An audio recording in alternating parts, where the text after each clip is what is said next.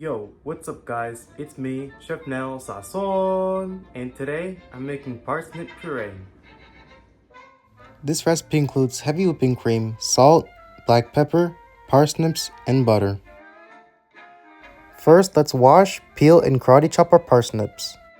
Now place the parsnip pieces in a pot and cover them in boiling water. Cook until the parsnips are tender for about 15 to 20 minutes.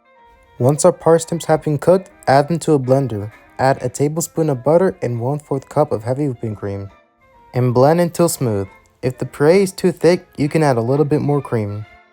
Once the parsnips have been blended with the butter and the cream, add half teaspoon of salt and 1/8 teaspoon of black pepper and blend again. And after that, serve it in a bowl with any protein or veg. Also, if you're wondering how to say parsnip puree in Spanish, it's puré de chirivia.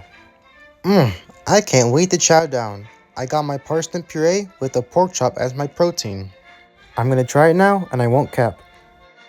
The puree has a super creamy texture and a slightly sweet flavor that perfectly complements the juiciness of the pork chop. This is kind of like eating mashed potatoes, but the parsnip puree has a richer taste. It's weird how it feels like I put a little bit of sugar in this puree, even though I didn't. Parsnips should only have a natural sweetness, so there's no point of adding sugar. Alright guys, this is the end of the video. Thanks for watching, and please make sure to like, comment, and subscribe. Peace.